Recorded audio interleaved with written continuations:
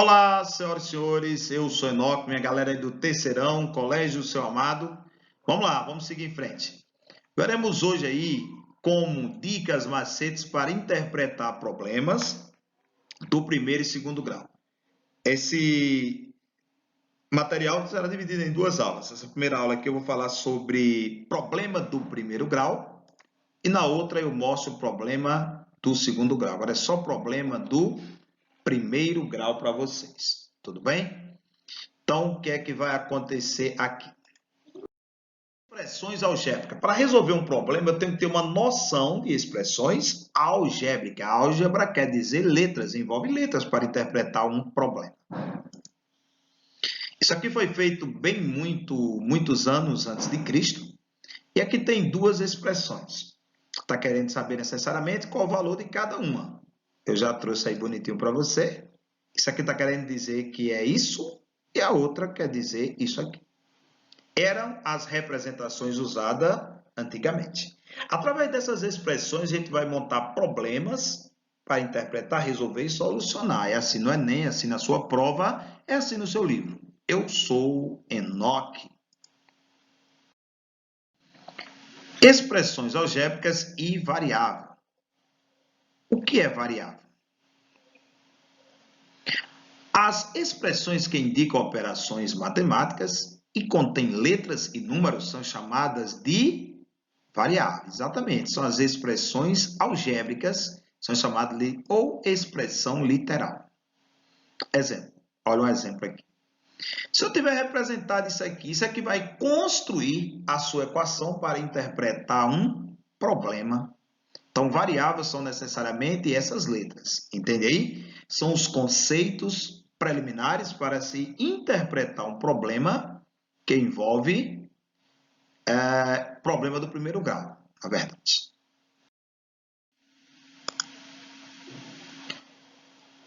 Situação representadas por expressões algébricas. Você já deve ter visto algum problema desse. A dica, o vídeo é exatamente para isso.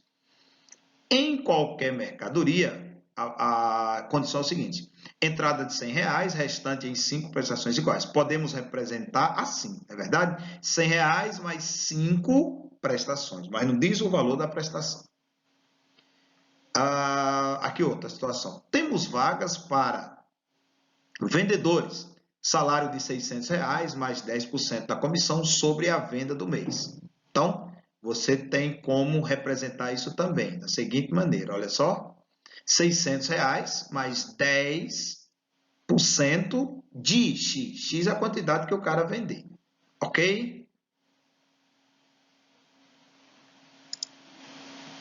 Ou ainda, pode ser representado dessa seguinte maneira. Você tem 4 maneiras de representar uma expressão para interpretar um problema. Vamos lá. Eu sou Enoque.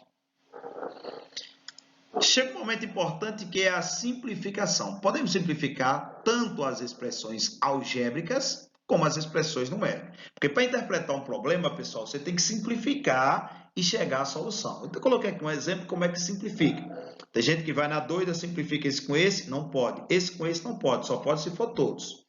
Então, como é que eu posso representar? Posso fazer a conta aqui, ó. 50 para 5 e 15 para 5, desmembrando isso para 5 e isso para 5. A melhor maneira. Então, vai ficar necessariamente 10 mais 5, 10 mais 3, 13. Poderia somar isso e dividir por 5? 65 para 5 também dá 13. Poderia sim. Expressões algébricas. As expressões algébricas são necessárias para interpretar um problema. Olha os exemplos que eu coloquei. Como é que simplifica uma expressão algébrica? Você vai precisar fazer esse jogo em todo momento para montar os problemas. No caso aqui eu coloquei 2x mais 8x. Você pode fazer assim, 2 mais 6, que é a parte do coeficiente. Colocando x em evidência, dá 8x. Nessa outra, eu posso somar apenas os coeficientes. Ó, 3 com mais 5, quando não tem nada, é 1. Então, vai dar necessariamente 9x. Poderia somar direto. São condições para você interpretar os problemas. 3 que multiplica x mais 4. Eu tenho aqui, coloquei em evidência e dá 3x mais 12. No caso, eu fiz o inverso. Multipliquei esse vezes esse e esse vezes esse. Tudo bem? E por último, eu posso desmembrar aqui também. 4x sobre 2 e 12 sobre 2, eu estou falando de representação. Pessoal, essas condições, essas situações que eu estou dando, são condições para você interpretar um problema do primeiro grau. Problema que você vai conseguir, que você já viu talvez na sua vida. Restrições para o denominador. Por exemplo, eu nunca posso dividir 0 para alguma coisa. Minto, ó, 0 eu posso dividir para alguma coisa. Deixa eu apagar aqui. Eu não posso dividir nada para 0. Por exemplo, 6 para 0 dá 0. Agora, 0, voltando. Se eu dividir 6 para 0, é impossível. Agora, 0 para 6 dá 0. Entendeu aí? Vamos lá. As restrições denominador de uma expressão necessariamente tem de ser diferente de 0, pois não há divisão por 0, que eu acabei de falar.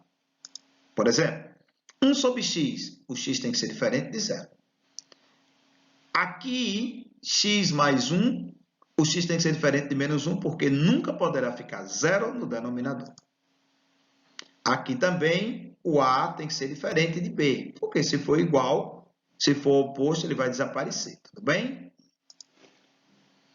Valor numérico de uma expressão algébrica. Estou falando de álgebra, que é a condição necessária para interpretar um problema. Ok? Se cada pedaço desse vale x, como é que fica a representação algébrica 5x? Aí você pode ter algum valor que dá na questão. Se x for igual a 3, o que é que acontece? Vai ficar 5 vezes 3, 15. De boa demais. E nesse caso aqui, o valor numérico da expressão, se x for menos 2 e y for 1 sobre 2.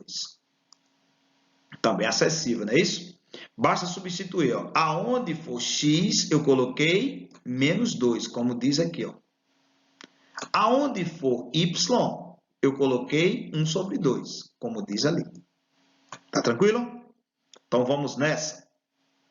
Feito aqui a operaçãozinha matemática, cheguei a um valor de menos 7. São situações assim que vocês vão interpretar nos problemas. Fórmula. Exatamente, galera, fórmula. Forma de densidade. Vai aparecer em algumas situações, densidade é igual a massa dividido para o volume. Então, vai aparecer mais diversos problemas envolvendo tudo. Então, essas são algumas noções para interpretar um problema do primeiro grau. Massa e volume. A massa é dada em grama e o volume é massa em grama e o volume em centímetros cúbicos. Então, não pode ser o volume em litros, entendeu? É gramas por centímetros cúbicos, é a unidade padrão. Os copos que afundam na água são os de densidade maior do que 1 grama por centímetros cúbicos. Vamos lá. A conta de energia, por exemplo, é uma boa situação para analisar um problema do primeiro grau. É uma boa situação mesmo. Veja só. Na sua conta de luz, vem dizendo quantos quilowatts você consumiu durante determinado período. Por exemplo, vem bem assim, ó. Para saber a sua produção, eu tenho aqui o quilowatt-hora, aqui é a quantidade de hora, e esse outro é o número de watts que você consumiu. Então, você tendo essa forma, você calcula, sabendo o preço da energia, você calcula até em sua casa. 1 quilowatt-hora vale 1000 watts. 1 kW é a quantidade de eletricidade em uma hora por aparelho de 1000 watts. Então, tem aparelho que tem uma voltagem diferente e tal. Aí, cada situação é uma situação. Você vai analisando de acordo com os dados da questão. Por exemplo, um aparelho que utiliza 2.500 watts fica ligado em uma fábrica por 4 horas. Qual é o consumo de quilowatts? É só jogar na fórmula. A própria questão já vem a fórmula, tudo bem? Teremos a fórmula é essa daqui, ó. O K, que você viu lá na estante, vezes 2.500 sobre 1.000. Teremos 10 kWh. Tudo bem? E por último, a gente vê a representação em determinadas situações que eu vou precisar ter. Se N indica um número natural qualquer, então posso representar 2N, indica que é um número par. Dessa maneira. Esse 2N, o N pode ser 1, se o N for 2, e se o N for 3, e se o N for 4, então vai representando assim. Em outra situação, eu tenho aqui, ó, deixa eu apagar aqui, eu tenho aqui, em outra situação, 2N mais 1, indica que é um número ímpar. É só uma situação, para você se situar, para interpretar os problemas que eu vou passar para vocês daqui a pouco. Então, aqui 2N mais 1, como é que fica a representação? Se N for 0, se N for 1, se N for 2, e assim sucessivamente, tá bom? É desse jeito, concluindo mais uma aula para vocês, espero que vocês tenham compreendido. Faça os exercícios que eu vou passar. Um grande abraço, eu sou Enoque.